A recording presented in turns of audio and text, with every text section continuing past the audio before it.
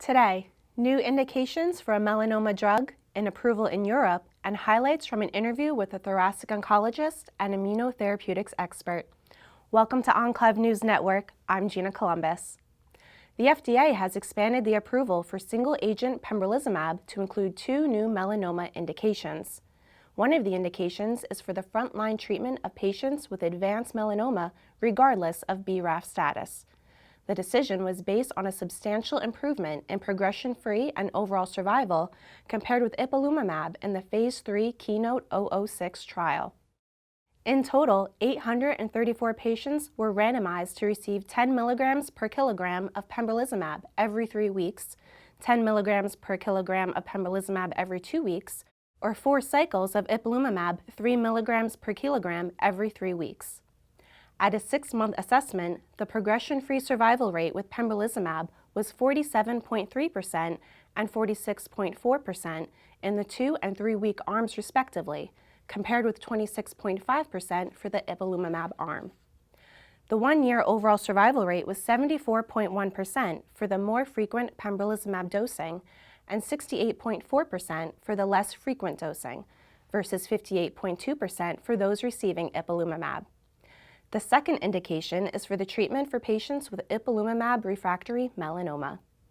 This was based on the KEYNOTE-002 study, which showed a 43% reduction in the risk of disease progression or death with pembrolizumab at the 2 milligram per kilogram dose and a 50% reduction with the 10 milligram per kilogram dose, compared with chemotherapy.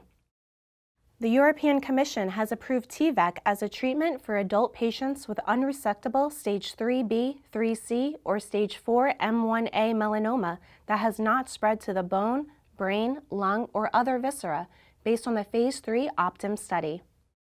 Across the study population, T-VEC significantly extended durable response rates compared with granulocyte macrophage colony-stimulating factor.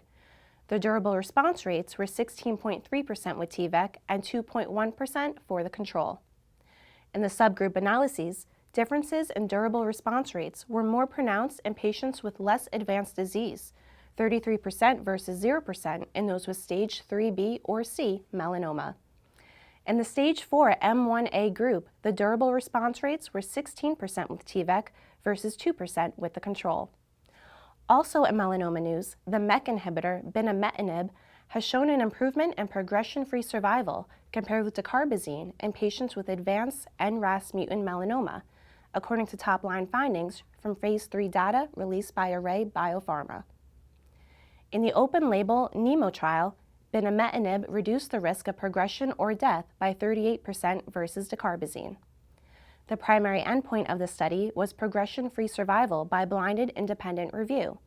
Secondary outcome measures focused on overall survival, response, and safety. Median progression-free survival with binimetinib was 2.8 versus 1.5 months with dacarbazine. Array BioPharma plans to submit data from NEMO to the FDA in the first half of 2016. The FDA has extended the review period for ruxolitinib in patients with EGFR T790M positive non-small cell lung cancer by 3 months to allow ample time to review additional data. The delay follows a request for additional data from the FDA as a result of response rate changes in the 2 ongoing single-arm trials that were the basis for the new drug application. In the updated results released by Clovis, evaluable patients treated with the 500 milligram dose of ruxolitinib experienced a confirmed objective response rate of 28%. Additionally, in 170 patients treated with the 625 milligram dose, the confirmed objective response rate was 34%. In the earlier data presented at the 2015 ASCO annual meeting, the objective response rate across all dose levels was 53% and the disease control rate was 85%. The action date for the new drug application is now June 28, 2016. Findings from the open-label Phase 2-3 KEYNOTE-010 study showed that treatment with pembrolizumab reduced the risk of death by 29% compared with docetaxel for patients with PD-L1 positive non-small cell lung cancer. In the open-label study, median overall survival was 10.4 months with the FDA-approved dose of 2 milligrams per kilogram of pembrolizumab and 12.7 months for the 10 milligrams per kilogram dose, compared with 8.5 months with docetaxel in those with more than 1% PD-L1 expression. After a median follow-up of 13.1 months, the estimated one-year overall survival rates were 43.2% and 52.3% for the regular and high doses, respectively. The one-year survival rate with docetaxel was 34.6%. In October, the FDA granted an accelerated approval to pembrolizumab as a treatment for patients with non-small cell lung cancer that had at least 50% PD-L1 expression.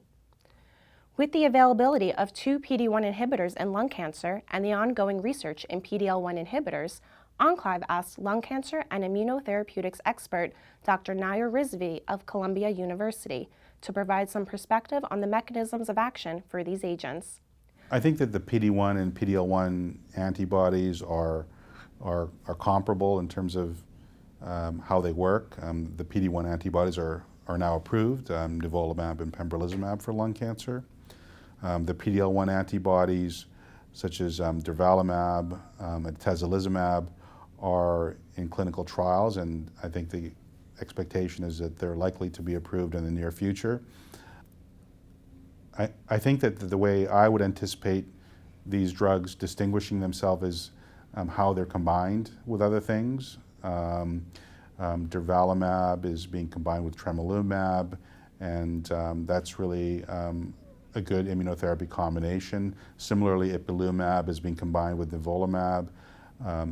The atezolizumab program has a number of phase 3s combining it with chemotherapy, and that's a whole nother approach where one may think about the synergies between chemotherapy and immunotherapy, potentially antigen release, turning on the immune system could have some benefit giving those two modalities together. So I'm not sure that I would say that you choose one drug over the other, but I think it's how these drugs will develop in combination with other agents in the future.